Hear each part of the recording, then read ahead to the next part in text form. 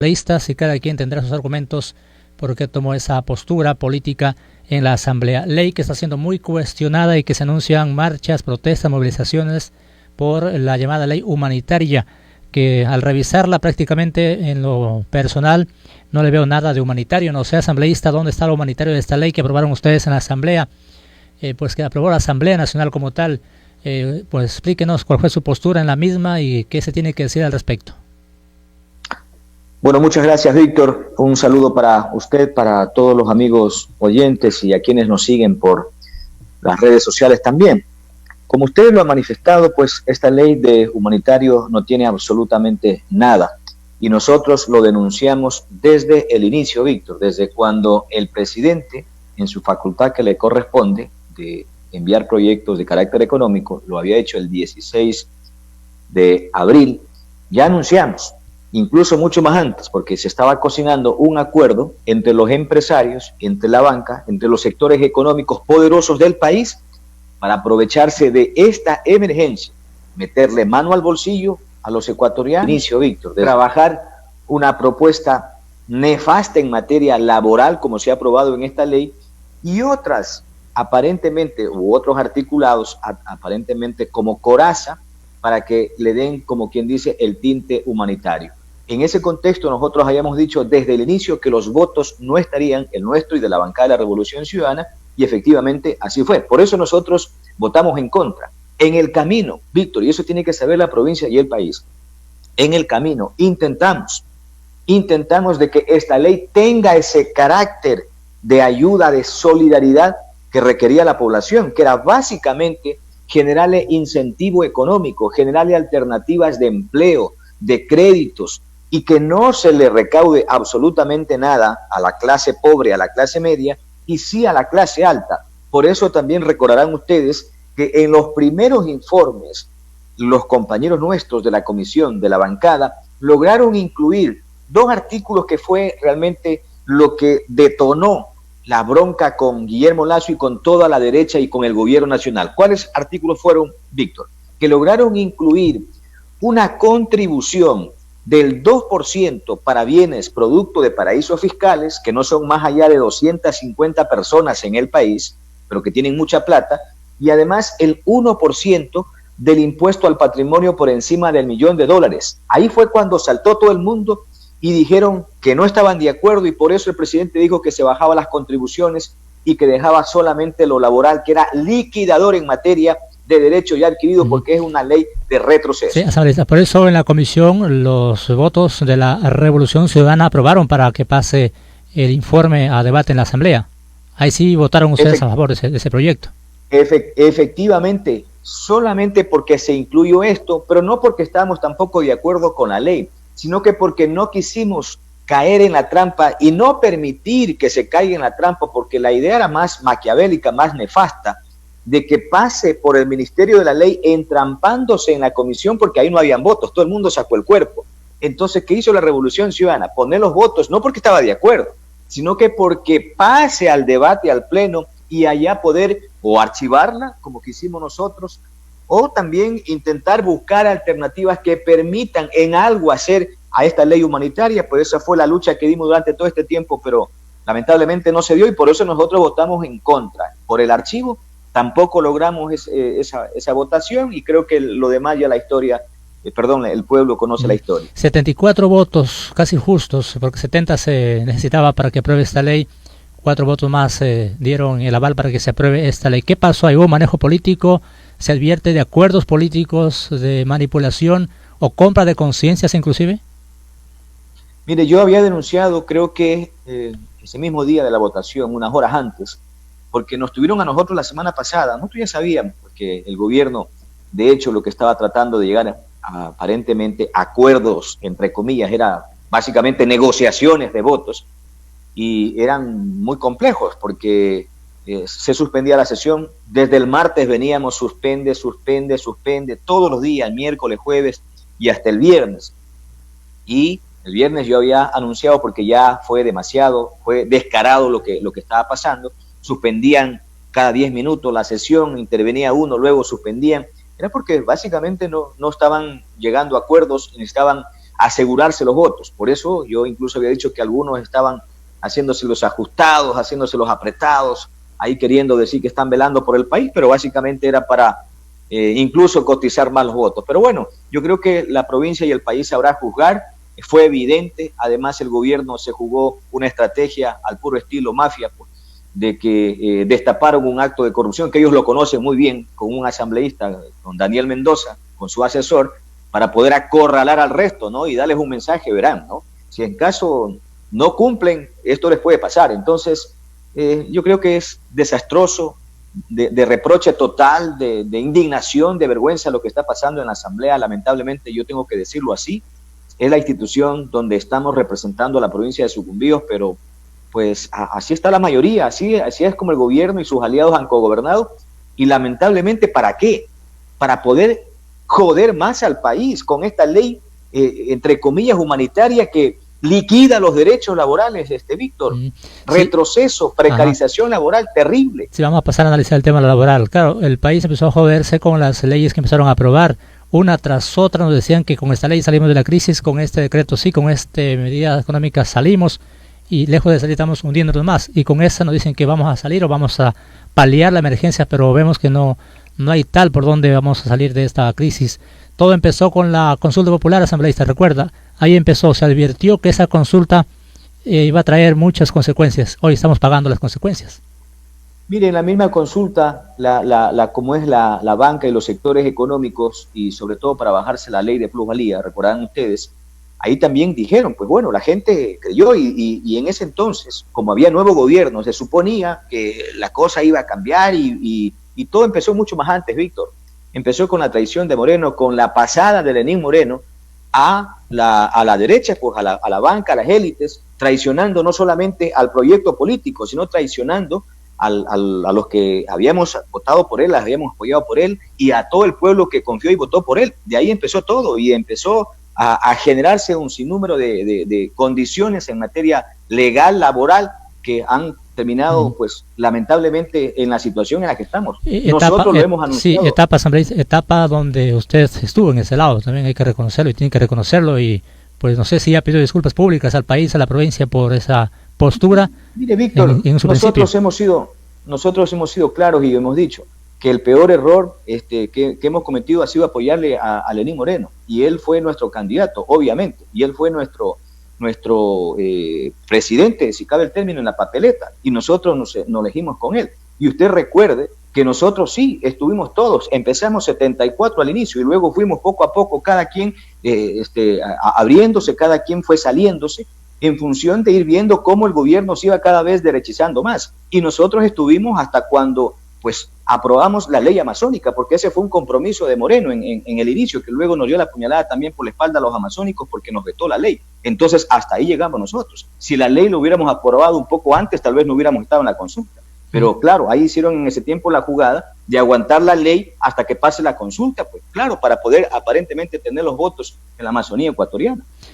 Ahora su postura es más cómoda porque está en la oposición y le da libertad para poder expresarse y tomar posturas como las que ha tomado en esta oportunidad, que la gente, como ha dicho usted, va evaluando a cada asambleísta la postura que va tomando, y la historia lo va registrando, y pues finalmente la ciudadanía es quien va tomando las decisiones y las posturas políticas y las lecturas políticas. Se ha dicho que esta ley humanitaria es para reactivar el tema laboral, que al flexibilizar la situación de lo laboral se va a generar más empleo, se va a dar oportunidad a miles, a millones de trabajadores que buscan un espacio laboral, aunque sea medio tiempo. Es lo que se le está vendiendo al país. ¿Es verdad que esta ley va a permitir que eso ocurra?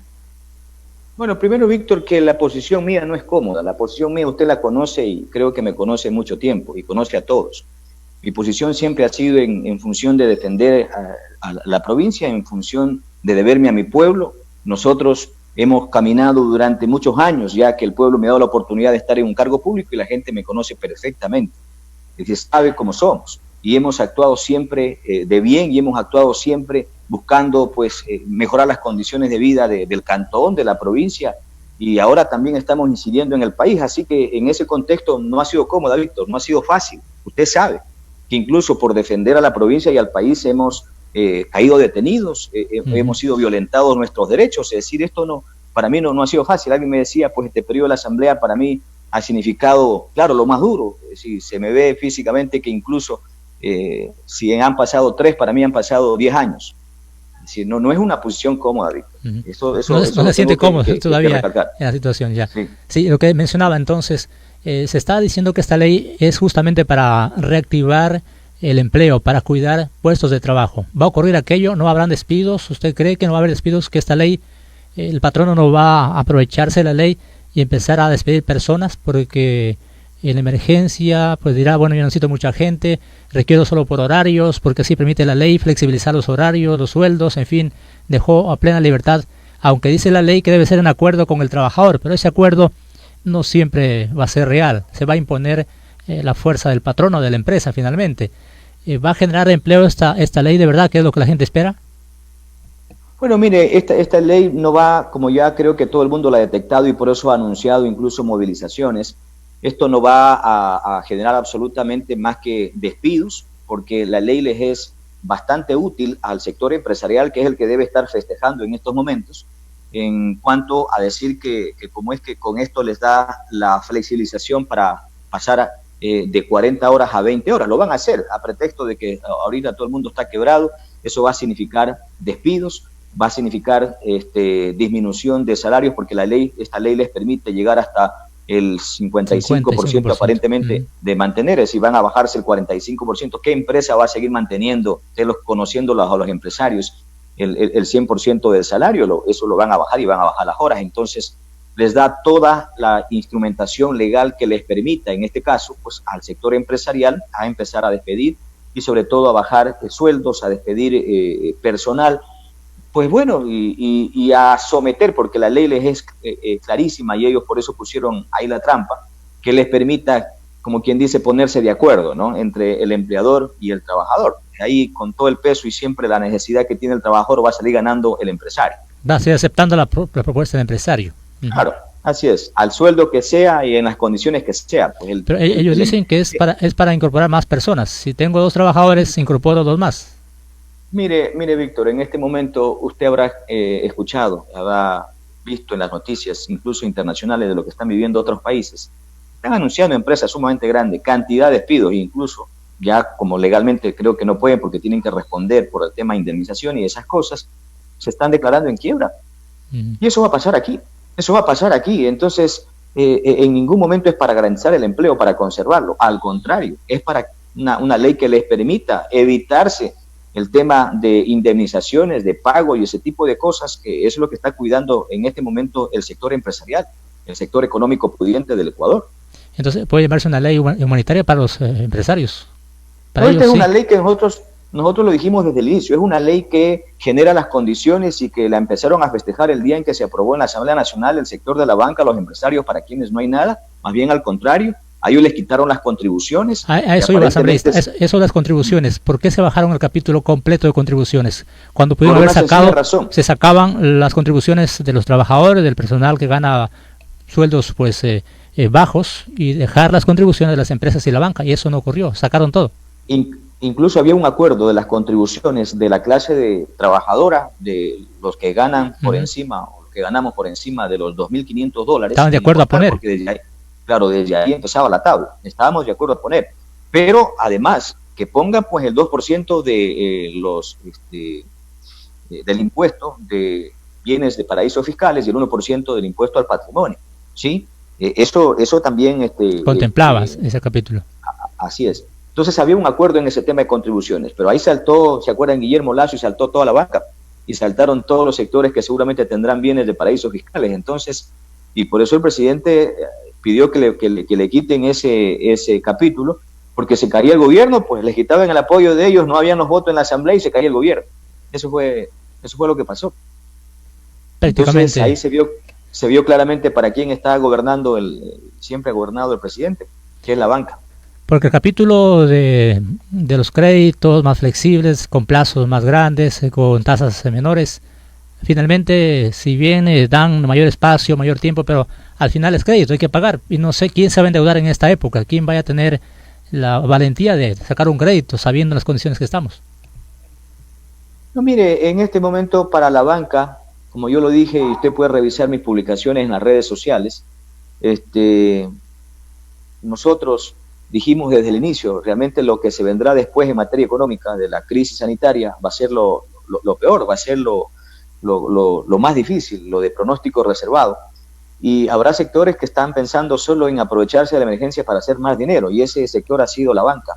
En esta ley de carácter humanitario que se aprobó, ahí debe saber la población de que ellos no contribuyen absolutamente nada, más bien los premian con la deducción del 50% del anticipo del impuesto a la renta, les premian para que den créditos en esta crisis, en este tiempo, que es el tiempo donde, que es el negocio que siempre ellos han hecho, pues el negocio rentable, dar créditos en los bancos, así es su función, es su labor. Es decir, por dar eso, que como es que en este tiempo, dar créditos, les pueden deducir el 50% aparte del impuesto a la renta. Aparte les dan esa ganga. Así es, aparte les dan esa ganga en el artículo 10 de esta ley, ¿no? Por otro lado, pues a ellos les permiten también reducir personal, porque se acogen igual a este capítulo laboral que tiene la ley. Entonces salen premiados. Es un sector que va a salir beneficiado, que es un sector que salió ganando, Víctor, salió ganando en esta ley. Y el Ni pueblo siquiera contribuyó. Y el pueblo de a pie a seguir esperando. No, ¿Cuándo? El pueblo de a pie a seguir esperando y a seguir aguantando hambre y a seguir además contribuyendo. Porque ahora, pues la gente, obviamente, lo que el gobierno está esperando es que aparentemente se normalice, por eso están presionando para que vuelva rápido a la normalidad, para que la gente empiece a contribuir, para que empiece a llenar las arcas fiscales. Pues la gente no tiene dinero y no va a pagar. Por eso yo había planteado en mi propuesta que tenía, que era la condonación de las deudas.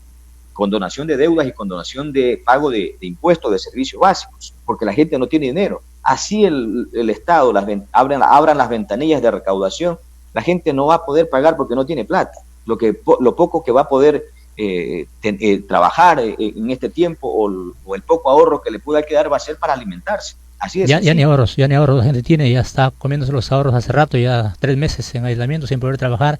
¿Qué ahorro va a aguantar de un trabajador, de un ciudadano común y corriente? Ahora los ahorros de los empresarios sí alcanza para cuántos años. Entonces, asambleísta, esta ley tiene que ser vetada por el presidente, pero como vemos cómo salió, seguramente pronto la firmará y la sancionará y será ya ley de la República. Mire, esperamos que el presidente, pero si el presidente no creo que se contradiga, pues si esa es la intención del presidente, es el acuerdo al que llegaron. Además, no creo que haya un veto total, porque lo único que cabría para que llegue ahí la ley y no entre en efecto, la ley hasta ahí, hasta donde está ahora, es de que el presidente le dé un veto total, y ahí con eso se archiva. Eso no va a pasar, pero eso no va a pasar. El presidente va, a no ser que claro, es impredecible lo que pueda pasar también ahora con las movilizaciones que se están anunciando, no sabemos, pero puede que se dé un veto total, que no creo que haya, para que llegue hasta ahí, y lo otro es que pues puedan recurrirse, como nosotros lo hemos anunciado, la bancada de la Revolución Ciudadana, a las instancias legales de la acciones de protección, las acciones de inconstitucionalidad que vamos a presentar a estas dos leyes, porque además se aprobaron violentando los procesos legislativos que contempla la ley orgánica de la función legislativa. Es decir, estas leyes se aprobaron por debajo de la mesa, entre gallos y medianoche, llegaron a acuerdos, hay un montón de irregularidades que se cometieron durante este proceso y creemos que tiene además también un montón de inconstitucionalidades en materia laboral, por eso aspiramos que estas demandas de inconstitucionalidad también los jueces de la Corte Constitucional se apeguen a derecho y también puedan pues decirle no. Y esa también es la otra salida, de parar estas leyes, pero bueno, eso usted sabe que también eso va a depender de la voluntad y del contrapeso del gobierno. Mire lo que pasó con el tema de las universidades, que por más que la Corte Constitucional les dijo que no puedan topar los recursos de las universidades, Richard Martínez anoche acaba de anunciar que van a reducir igual el 10% para la educación superior, y sale a ratificarse como que si no ha pasado nada. Entonces, pues bueno, ahí están, esas son las condiciones, así están las cosas y nuestra lucha sigue. Asambleísta, muchas gracias por este contacto con la radio, por conocer cuál es su postura, por el análisis que hace usted de esta ley, que si bien participó del debate en la asamblea asambleísta, pero su voto fue negativo, es público, y por eso usted ha defendido su postura en esta entrevista. Muchas gracias por este contacto. Gracias a usted, Víctor, un saludo para todos los amigos oyentes. Hacemos la pausa y continuamos con más información, reacción desde los sectores de los trabajadores frente al tema que ya es evidente a nivel provincial y nacional.